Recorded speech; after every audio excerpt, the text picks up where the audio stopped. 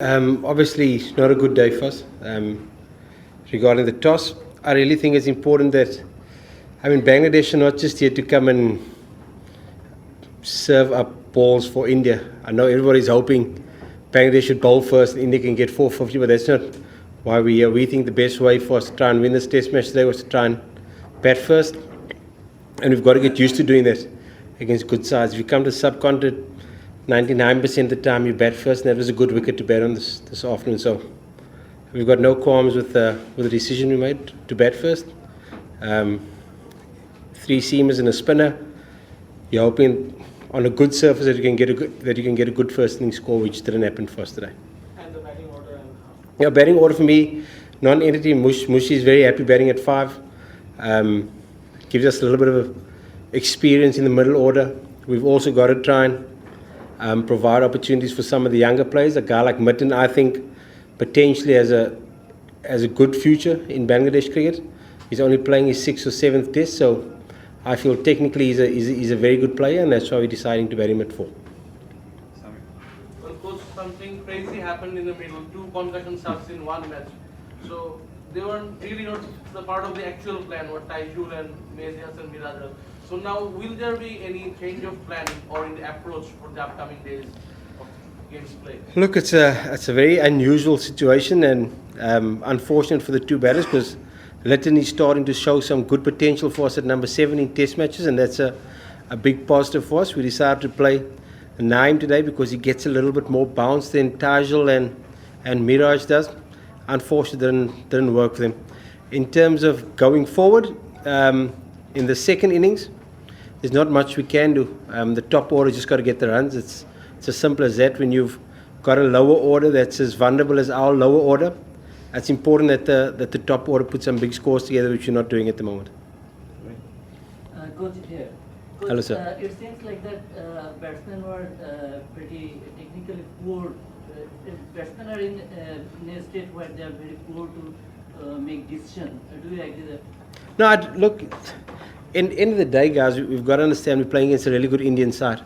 And their bowling attack is probably the leading bowling attack in the world. They've got 3 experienced fast bowlers in Shami, in Ishan, and in Yadav. So they've got a fantastic bowling lineup, and they've put a lot of sides under pressure with their discipline, with their pace, with their aggression.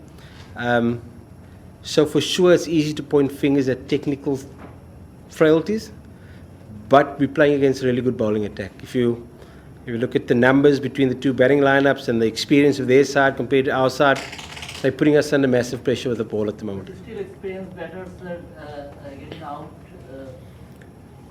which is not.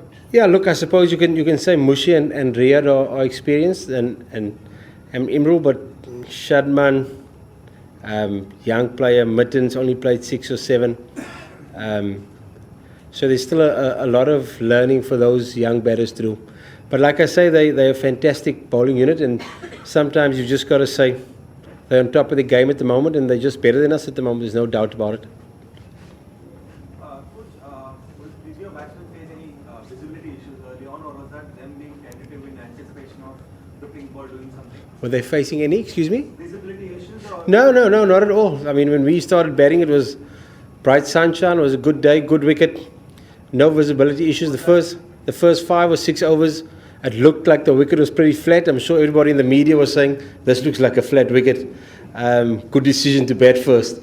And then we lose a few wickets and it looks like a bad decision to bat first. So that's just the nature of the game. They bowl really well, and we are struggling with confidence in the top order at the moment. There's no doubt about it. Coach, your bowlers bowled in the much talked about twilight period. So what the feedback you have got from the bowlers, like what the ball was doing, and what's the ideal length on this pitch? Yeah, look, we once again we're too inconsistent in terms of our bowling, and I don't want to keep comparing the 2 sides, but I mean, if you think of the test Ishan's played and Yadav's played, and Shami have played, and you compare it to Ebidot, who's playing probably his 4th test match. So a very inexperienced bowling lineup, and if you look at the way I use a guy like Ishan, the way his career started and where his career is now, it takes a little bit of time for these young fast bowlers to understand the lengths they need to bowl and the discipline it takes to bowl to players like Rohit and Virat and Pujara, that any mistake that you make is going to be punished, and they will learn in time to come. But it's a steep learning curve at the moment. Was the ball doing enough under lights? It did enough, but we just didn't bowl consistently well enough. So we'd bowl 3 or 4 in the right area, then 1 down leg or 1 too short, and that's the difference between the two sides. That India are able to bowl 3 or 4 overs consistently, and we're able to bowl 3 or 4 balls. You look at our start, we'll have 10 after 6 overs. India will have 30 after 6 overs. So those are the small things that's making a big difference at the moment. Coach, you had a word about Ishant, that how experienced he is. He started off bowling on a shorter side, but after 3-4 overs, he quickly adjusted his length and moved to the fuller length deliveries. That's why he got more wickets in the second session too. So what on Ishant, who picked up a 5 for wickets? Well, that's where the experience comes in. That's where playing the number of test matches for over the last 6 or 7 years will help him. Whereas if you're a young bowler, you probably keep banging away and making the same mistake. He's now an experienced world-class bowler. He's able to understand his action and make the adjustments that he needs to make to get his length a bit fuller, which some of our young bowlers are still trying to find. Coach, I don't know whether you were consulted before taking the decision of playing this day-night test match, but do you think that you should have played at least one practice match before this? There's no doubt we requested it. We did request. I know I've been involved in a pink ball previously, and we did request it, but with the current schedules, time's too tight. It's no excuse. It's the same for both sides. We've had 4 days of practice time, but a practice game would have been able to help us. Whether or not it makes a difference, I don't know. But just to give the guys a bit more time with the pink ball would have been ideal. But that's no excuse. It's the way it is. Hello, sir. You said India are have very good pace bowling and a world class pace bowling, but is it justified to bowl down within just 30 overs in the day one? And the other thing is, do you think it was needed to replace a replacement batsman from Musaddiq and also for Naeem Hassan from Bangladesh? So, firstly, it's definitely not a 30 over all out wicket. There's no doubt about that. We didn't bat well enough. India got a fantastic bowling lineup, but our batting wasn't good enough today. And then regarding to have a replacement batter, Mossadegh's gone home. He's got a grade 1 hamstring strain, and he's also got some personal issues to deal with. And then Saif Hussain, we were hoping to have him fit for this game, but the stitch that he had put in 2 or 3 days ago hasn't closed at all, so he's had to have new stitches put in, which has ruled him out of this particular game. So when the batter got injured, there was, unless Rabid could have batted for me, there was no other real batter available for us. So we had to go with Mirage. You had time to recall one batsman from Mossadegh because he was unavailable from the first test.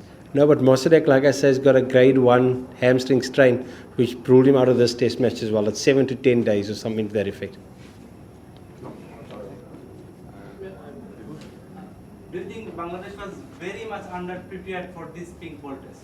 No, I wouldn't say underprepared. It's the same. India have also just had 2 or 3 days to prepare. We've had 3 or 4 days. Guys, there's I don't want to say it, but there's a big difference between the two sides. When I say big difference, I'm talking about if you look at the levels of performance that India have got compared to the levels of performance that Bangladesh got, whether you prepare 6 or 7 days or 4 days, there's a big difference between the two sides at the moment. What their bowling attack, what their batting lineup, and it's something that we've got to try and catch up with. We're a long way behind in Test match cricket. If you look at a guy like Virat Kohli's batting record, he's got 26 Test hundreds. All our batsmen together have got 16, 17. So we're a long way behind in terms of Test match cricket, and it's something that we need to address going forward. There's no doubt about it. Coach, where we are lacking as a batting unit? Where is the batting lacking? Next period. Well, it's a bit of both. There's definitely a lack of confidence. There's a lack of players playing against bowling attacks like this week in, week out. There's no doubt that they don't face that type of quality when they play domestic cricket in Bangladesh, and that's understandable because they are a fantastic bowling unit, and The wickets in Bangladesh aren't conducive to producing those bowlers at the moment. So it's a bit of mental, it's a little bit of technical, it's a little bit of confidence, it's a little bit of we're facing some really world-class bowlers at the moment and we're coming short. So there's a whole host of issues that we need to deal with in our batting lineup. Coach, do you think your batsmen, whatever was their expectation from the pink ball, and there's a huge gap between what they expected and what they experienced? No, not at all. They expected the pink ball to do a little bit at night. Unfortunately, we didn't bat at night. We were all out before the night time set in. So there was nothing untoward that happened that we didn't expect to happen. Coach, just going back on that Mossadegh and Saif point, the point being is that because you had lost Mossadegh before the first test, Yes. and you had lost Saif, I think, on the 20th when he didn't practice as well. So with Kolkata being so close to Dhaka, was there a discussion to fly in a replacement for Mossadegh during that time and for Saif? You see, we had two spare batters yet at the start of the tour. One's gone home, the other one's pulled a stitch. There wasn't a discussion to bring in another batter now. Now will you have one, because there's this, you have experienced something like needing a concussion? Well, the thing is, do you fly in someone now in case someone gets concussed in the second innings? That is. No, I'm saying going forward in the next series, perhaps you'll have that ready as well. If that's a tough one, because sometimes you can't. Some guys need to play. Some guys are playing like in the high performance. Is it beneficial to sit on the side of the field and hope someone gets concussed so that they can play? It's not always. These things just happen sometimes out of your control, unfortunately. You know, when Bangladesh came, even before the matches started, you were the obvious underdogs and playing the best test side in the world in terms of ranking. So the mental aspect, you know, preparing them, just taking them to staying power, we saw a little bit of it. You made a statement by taking batting first and then those first half an hour. So how much did you work on the mental aspect? You know, not being overwhelmed by... No, it's something we talk about regularly, and I mean, I know some people said when we won the first T20, the change room, the dugout looked like calm, no one was jumping up and down. It's a conscious thing we're trying to do. We're trying to make guys not be surprised if we beat India in a game, if you understand what I'm saying. It's got to become something that we expect to do. So if you win the toss in India, just because we're playing India doesn't mean we must bowl first because we're scared of getting bowled out. We're trying to make those brave decisions that can benefit us in the long run. And for sure, there's going to be some hurt and there's going to be some disappointments now. But hopefully, we can continue making those brave decisions and it can ultimately pay off, because batting first is the way to go in India. There's no doubt about it. Just because we've got skittled twice doesn't mean we've got to make a bad decision because we've batted badly. If you understand. Does that make sense? Yeah. So we're trying to front up to India. It's very difficult because they're a good side, but that's the way we're trying to do it. Coach, personally, you have come to the subcontinent before, like with the South Africans as well. So what is your, personally, what do you think about the future of pink ball cricket for the health of test cricket, especially in subcontinent where test cricket is not exactly the most popular format, unlike Australia and India? Yeah, it's terrible today. We should never play it again. Look, I suppose on the odd occasion there's nothing wrong with it. I don't think it's going to be the norm. I think the 10 o'clock start in the morning, and it still gets everybody excited and nervous, and 1 o'clock in the afternoon doesn't quite feel the same. If you understand what I'm saying, it's like past my bedtime already. Normally I'm in bed this time. So it's different, and it's something that you can do on the odd occasion, I think. But it's not quite 10 o'clock. You understand what I'm saying? Yeah, the excitement's there. The crowd's just fantastic, but there's something about, it's just a little bit different. It's fantastic, occasionally.